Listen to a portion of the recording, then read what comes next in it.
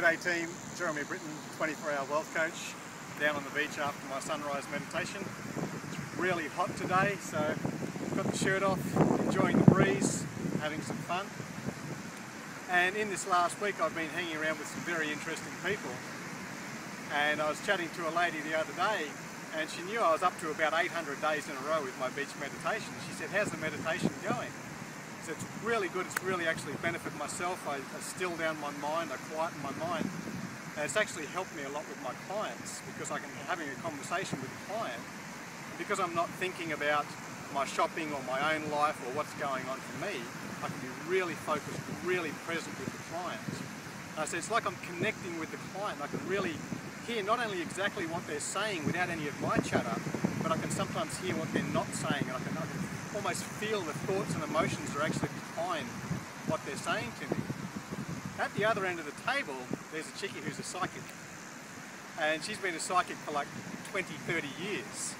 And she says, "Sounds like you're developing some kind of psychic ability." And I'm like, "No, I'm just being really perceptive, I'm being really present." She says, "Can you read minds yet?" And I went, "Oh, well, maybe I can a little bit because I'm starting to connect with clients on a whole new level."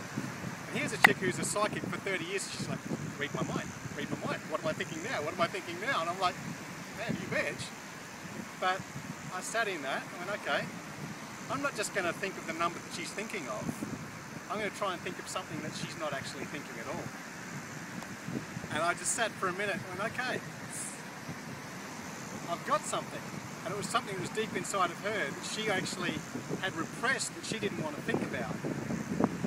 And I told her what that thing was, and she went, "Wow, you've actually got that. You've got that something from the back of my brain that I've been burying in there that I didn't really want to think about, and you actually got that." And I said, "Well, okay, that was pretty cool. That was pretty interesting." But at the same time as she'd been repressing her little thing and she'd not been thinking about that thing, she opened that up to me so that she gave me full permission to go in there. She said, "Read my mind," you know. But also, I got that I was actually repressing my little psychic ability. Something that we all have naturally when we're born. Little kids can sense energies. Little kids can sense when there's tension in the room. They can sense whether that person's a good person. They trust the stranger and they don't trust the priest. We've all got that. And she actually asked me about, "Hey, what would it take for you to let that stuff out?" Like, okay. Because previously in my past life, financial planning, stockbroking, mortgage broking, tax, law, accountancy, that sort of stuff, it would not have been appropriate for me, in my point of view, it would not have been appropriate for me to share a spiritual, psychic, present connection with the people I worked with, because I may not have been accepted in that particular culture. And I don't know whether you believe in past lives and reincarnation and other dimensions and that sort of stuff. You know what, it doesn't matter if you do. But it's not just that little culture that I was in.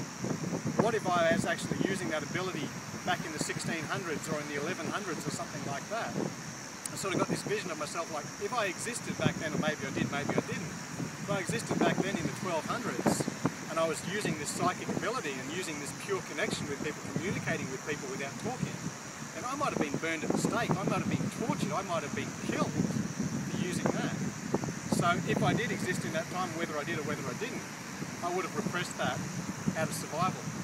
And when I was in the corporate world, I would have repressed that because it just wasn't socially acceptable. When I was a kid, maybe it didn't fit in with my family because my family weren't hippies growing up. So my question for you is, what are you repressing that if you started expressing would benefit yourself and benefit everybody around you?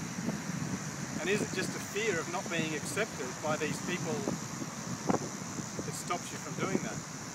And if that's people, is your work people or your family people or people that you actually want to impress, maybe you can just let go of that and say, "Hey, I don't need to be in that circle.